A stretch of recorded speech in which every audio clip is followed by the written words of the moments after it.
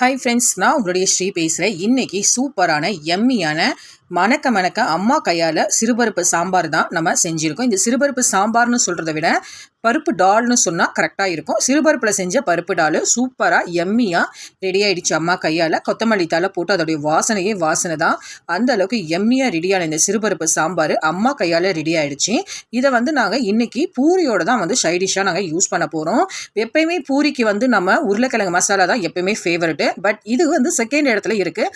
அந்த அளவுக்கு இதுவும் நல்ல எம்மியான ஒரு சைடிஷாக இருக்கும். இந்த சிறுபருப்பு சாம்பார் செய்கிறதுக்கு எப்படின்னு வாங்க பார்க்கலாம்.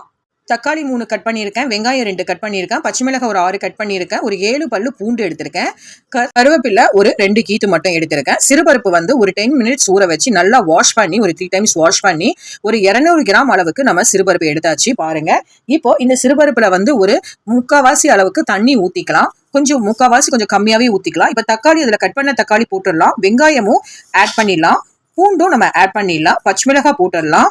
இப்போ நம்ம எல்லாத்தையும் மிக்ஸ் பண்ணதுக்கப்புறம் சீரகம் 1 ஸ்பூன் போட்டுக்கலாம், கல்லுப்பு தேவையான அளவுக்கு போட்டுக்கலாம், மஞ்சள் தூள் 1 ஸ்பூன் அளவுக்கு நான் போட்டிருக்கேன். இப்போ எல்லாத்தையுமே நல்லா மிக்ஸ் பண்ணதுக்கப்புறம் நம்ம அடுப்பில் வச்சிடலாம். நல்லா கொதிக்கட்டும். நல்லா கொதி வந்ததுக்கப்புறம் சிறுபருப்புலாம் நல்லா மசிஞ்சு வந்த பிறகு இந்த ஸ்டேஜில் நமக்கு வந்துடும்.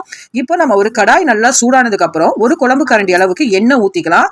சின்ன குழம்பு கரண்டி அளவுக்கு தான் எண்ணெய் ஊற்றிருக்கோம்.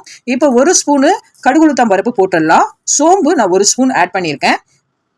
நீங்கள் தேவையில்லைன்னா ஒரு 3/4 ஸ்பூன் கூட ஆட் பண்ணிக்கலாம். வெங்காயம் ஒரு சின்ன வெங்காயம் ஆட் பண்ணியிருக்கேன்.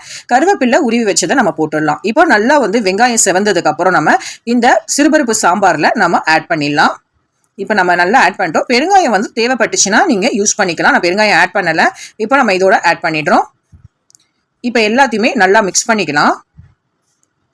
அவ்வளோதாங்க இந்த பருப்பு டால் சிறுபருப்பு சாம்பார்னு கூட சொல்லலாம். இது டிஃபன் ஐட்டத்துக்கு ரொம்ப எம்மியாக இருக்கும். ரெண்டாவது நீங்கள் சாதத்துக்குமே சுட சாதத்துக்கு இதை பருப்பு டாலை ஊற்றி சாப்பிட்டீங்கன்னா உங்களுக்கு சூப்பராக இருக்கும். குழந்தைங்களுக்கும் இதை கொடுக்கலாம், ஆனால் காரம் மட்டும் கம்மியாக கொடுத்துக்கலாம். கொத்தமல்லி தலை போட்டு இறக்கிட்டிங்கன்னா எம்மியான ஒரு சிறுபருப்பு சாம்பார் பருப்பு டால் ரெடி ஆகிடுச்சு. உண்மையிலே இது சுட சாதத்துக்கு இந்த பருப்பு டாலை ஊற்றி நீங்கள் நெய் ஊற்றி சாப்பிட்டீங்கன்னா சைடிஷ் எதுவுமே தேவையில்லை. பசியோடு இருக்கும்போது கடகடன் இறங்கிடும். அந்த அளவுக்கு எம்மியான இந்த ரெசிபி நாங்கள் வீட்டில் ரொம்பவே என்ஜாய் பண்ணி எல்லாரோட ஷேர் பண்ணி சாப்பிட்டோம். இதை நாங்கள் பூரிக்கு தான் எடுத்துருந்தோம். இந்த ரெசிபி உங்களுக்கு பிடிச்சிருந்தா நம்ம சேனலை ஷேர் பண்ணுங்க, கமெண்ட் பண்ணுங்க, ஸ்ரீ வியூஸ் சேனலை சப்ஸ்கிரைப் பண்ணிடுங்க. பாய், see you.